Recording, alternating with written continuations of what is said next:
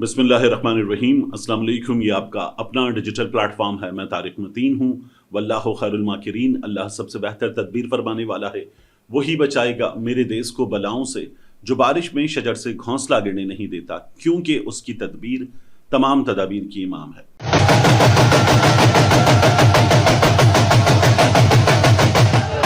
सबसे पहले ये मंजर देखिए, लंदन की सड़कों का ये मंजर, पाकिस्तानी नौजवानों का, पाकिस्तानियों का जश्न देखिए, किस कदर भरपूर अंदाज में महवे रक्स, जज्बाती खुशी का इजहार करते हुए, ढोल की थाप पर नाचते हुए, पाकिस्तान जिंदाबाद के नारे लगाते हुए, फौज का, पाकिस्तान का ये शुक्रिया अदा करते हुए नौजवान भारत के खिलाफ मिलने वाली ज़बरदस्त कामयाबी को सेलिब्रेट कर रहे हैं। और ये सेलिब्रेशन आपको अब लंदन के बाद दीगर ममालिक में भी नज़र आएगी। पाकिस्तानी कम्युनिटी की जानिब से पाकिस्तान भर में नज़र आई।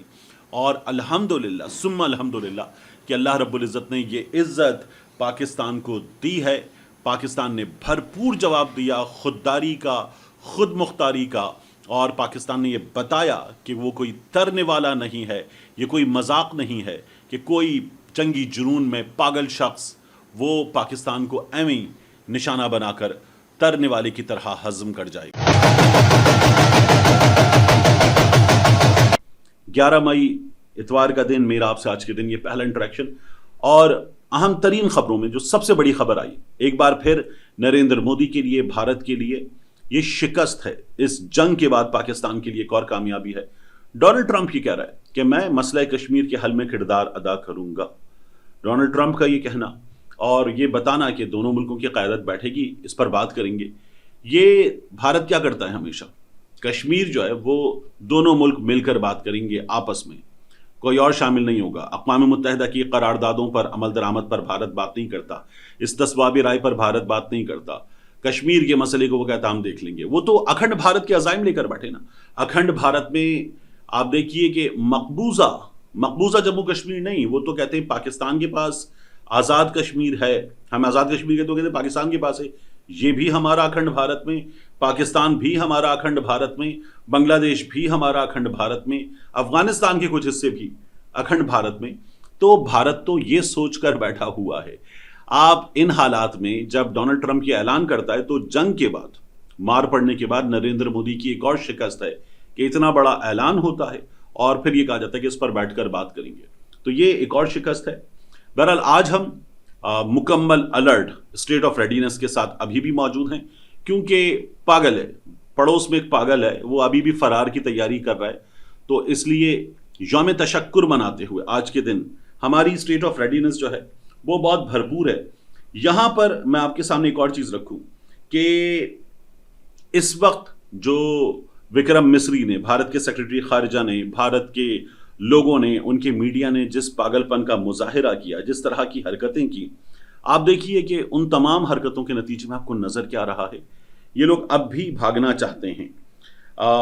हमने एक जबरदस्त फौजी हिकमत अमली के साथ, चीन की मदद के साथ, अल्लाह रब्बुल इज़्ज़त के फजल के साथ हमने शिकस्त दी।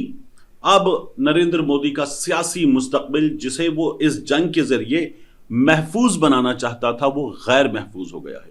भारत में सोशल मीडिया पर लोग नरेंद्र मोदी के इस्तीफे का मुतालबा कर रहे हैं और ये कह रहे हैं कि ये छोड़ दे, अच्छी बात है।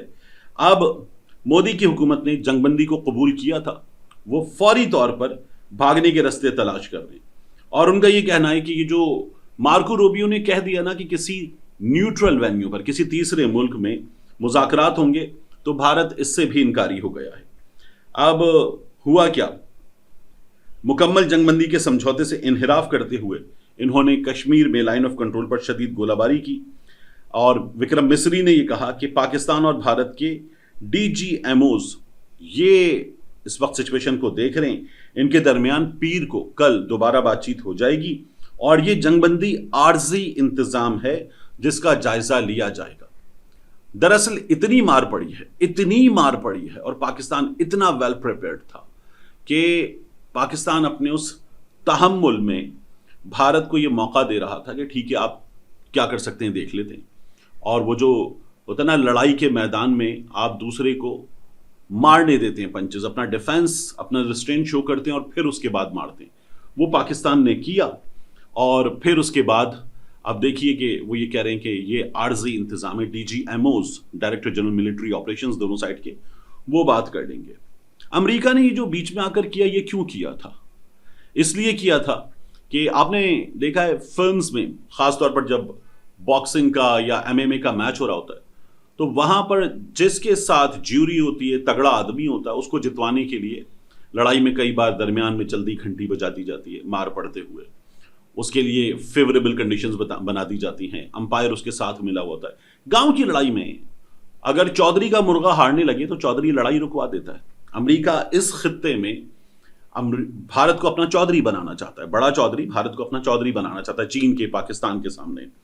اور ہم نے یہ تو یہاں آسان مثال ہو جائے گی، قاضی فائز عیسیٰ صاحب کو دیکھا، ٹھیک ہے، ری کاؤنٹ کا کیس آیا سپریم کورٹ میں، جتوا دو، ٹھپے ٹھپے ٹھپے، پاکستان تحریک انصاف کے مسترد ووٹوں کی تعداد بڑھے گی اور اس کے بعد اگلا جو ہے وہ جیت جائے گا، پاکستان تحریک انصاف والے کے ووٹ کم ہو جائیں گے، ایسے کر دو۔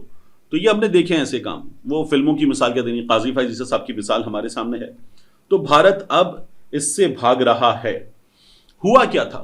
دیکھیے میں نے جب یہ کہا نا کہ چودھری کا مرغا ہارنے لگے تو چودھری لڑائی رکوا دیتا ہے، کیا بھارت ہم پہ حملے کر رہا تھا؟ امریکہ کچھ کہہ رہا تھا؟ JD وینس کا تو پرانا انٹرویو تھا، وہ تو کہہ رہا تھا کہ جس حد تک رسپانسبل ہے پاکستان اس حد تک تعاون کرے، اور بھارت جو ہے وہ پاکستان کی سرزمین پر موجود کچھ عناصر کو نشانہ بھی بنا سکتا ہے، یہ JD وینس نے کہہ دیا تھا۔ تو بھارت نے کہا جی ہم نے مرید کے میں یہاں پر ہم حملے کریں گے، اور کر دیے۔ اس کے بعد پاکستان نے کہا ایسی کی تیسی تمہاری، اور پاکستان نے ان کے تیاری گرا دی۔ تیاری گرانے کی بڑی زبردست کہانی، وہ بھی میں آپ کے سامنے رکھ دیتا ہوں۔ لیکن ہوا کیا؟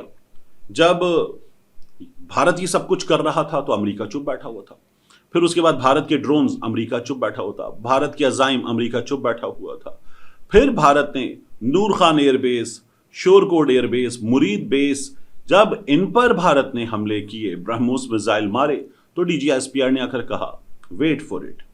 وہ ویٹ فور اٹ جب کہا تھا نا تو تیاری تھی، بٹن دبنے کا فیصلہ ہو چکا تھا، اور ابھی بتاتے وہ جو ابھی بتاتا ہے تیرے کو وہ ہوا بھارت کے ساتھ۔ اور اس کے بعد تو پھر جو پاکستان نے مارنا شروع کیا ہے، تیارے مار رہے تھے، میزائلز بھارت کو مار رہے تھے، ڈرونز بھارت کو مار رہے تھے، سائبر اٹیک بھارت پہ ہو چکا تھا، اس کے بعد گولے زمین سے مارے جا رہے تھے بھارت پہ، اور ایسی کی تیسی کر کے رکھ دی، بھارت کو اڑا کر رکھ دیا۔ اتنی مار پڑی کہ وہاں سے پھر آپ کو صرف چیخیں سنائی دے رہی تھی۔ وہ جو پاگل تھے نا، بھونک رہے تھے کہ گھس گئی ہے بھارتی سینا، کراچی تباہ کر دو، اسلام آباد تباہ کر دو، سر کاٹ کے لاؤ اور یہاں پر لا کر ہم اس سے رکھیں گے، ایسے کریں گے۔ وہ تمام کے تمام پاگل جو تھے وہ 24 گھنٹے کے لیے تو غائب ہو گئے تھے۔ ان کے اپنے اداکار وغیرہ ان کو ذلیل کر رہے تھے، ان کے اپنے لوگ ان کو ذلیل کر رہے تھے، گالیاں پڑ رہی تھیں۔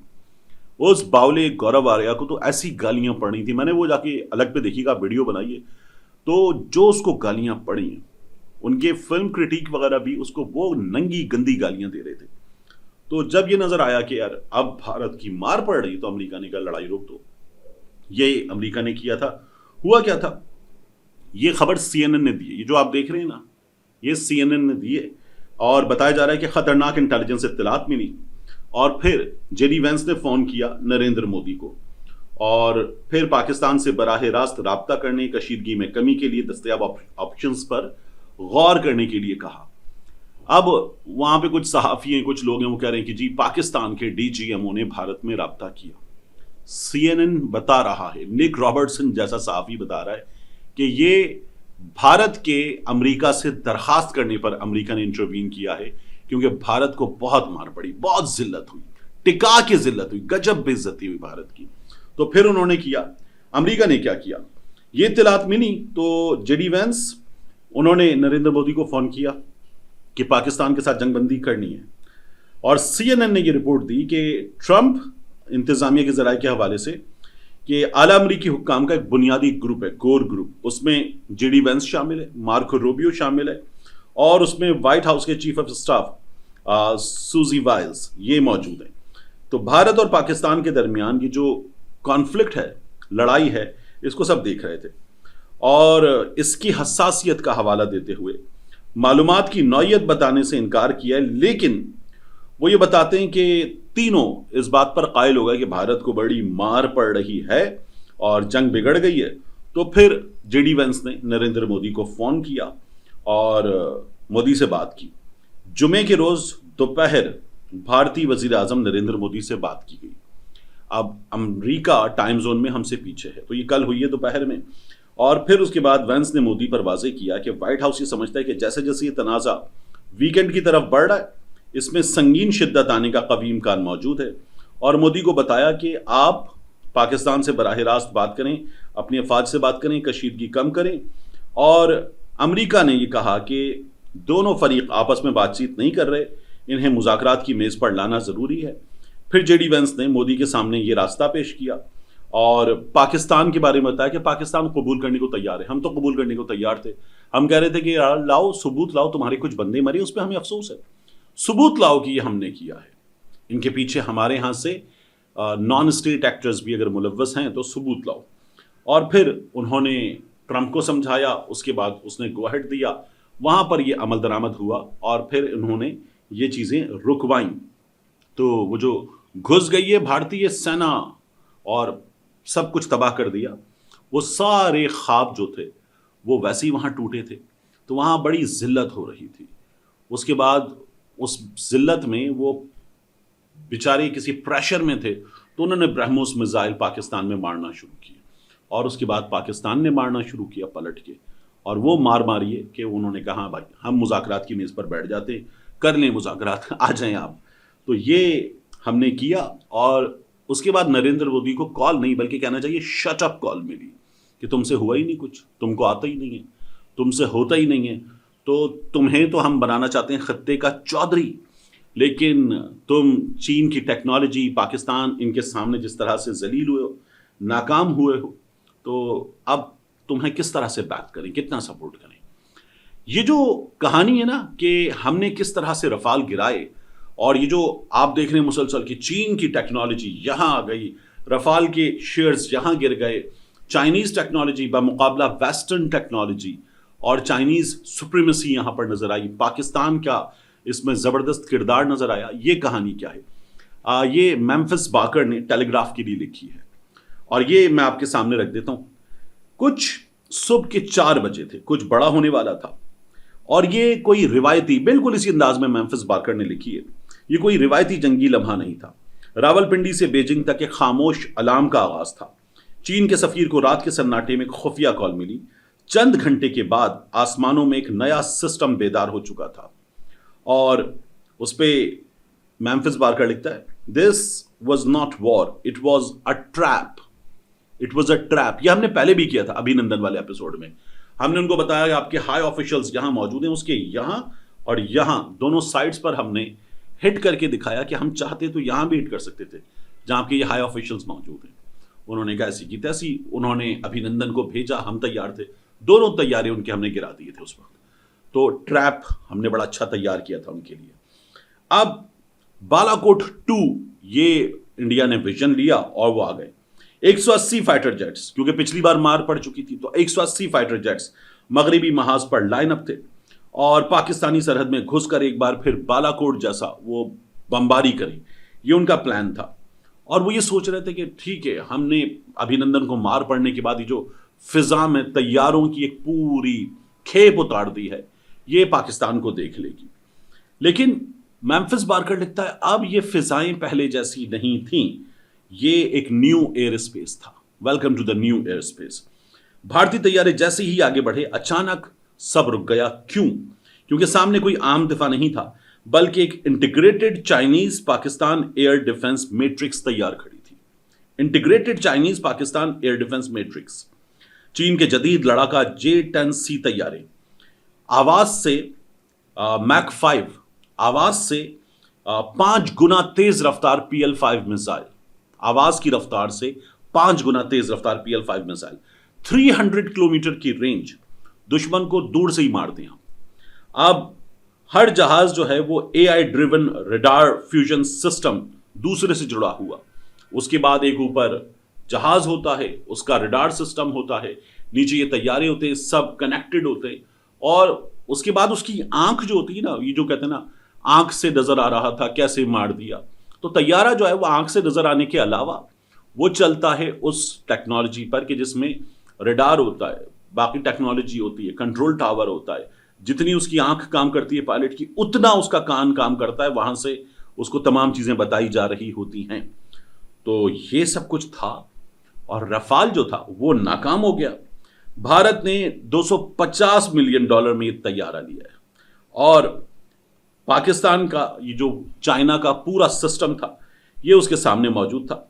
मिसाइल आ गया और रडार ने उसको डिटेक्ट भी नहीं किया, वार्निंग भी नहीं मिली, लॉक ऑन हुआ। ये जो आपने ऋतिक रोशन की फिल्म देखी ना, ऋतिक रोशन दीपिका पादुकोण की फाइटर, उसमें आप देखेंगे तैयारा लॉक होता है ना, तैयारे के अंदर एक वार्निंग सिस्टम बजता है, टूट टूट टूट, और उसके बाद जो है वो हिट होता है, फिर नहीं बच सकते।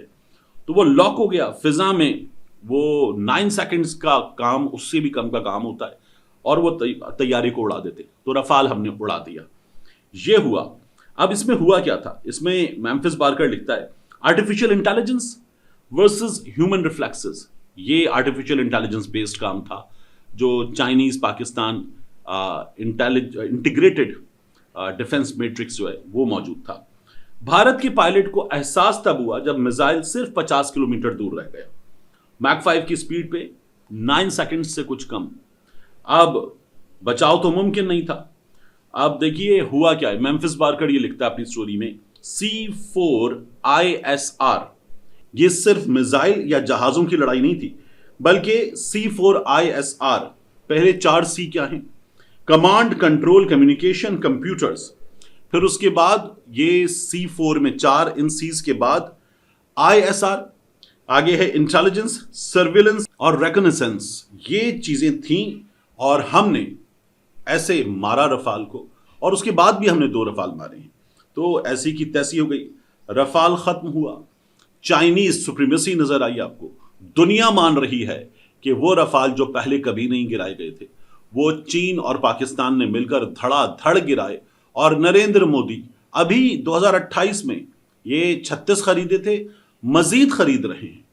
तो होगा क्या नरेंद्र मोदी साहब, आपको अपने मुल्क में इसके बाद जिस जिल्लत का आज सामना है, ये जिल्लत आगे जाकर और बढ़ेगी। आपके यहां अभी आखिरी इंतखाबात में मार पड़ी थी, आगे इंशाअल्लाह अल्लाह के फजलो करम से आपको और मार पड़ेगी।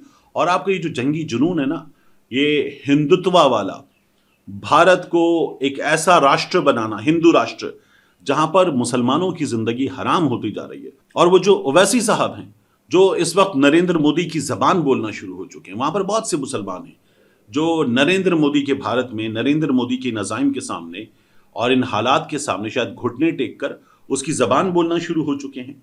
वो बेचारे जो है वो अभी दुबक के बैठे हुए हैं, लेकिन आहिस्ता आहिस्ता वो भी बोलेंगे, बाकी हकीकतें खुलेंगी।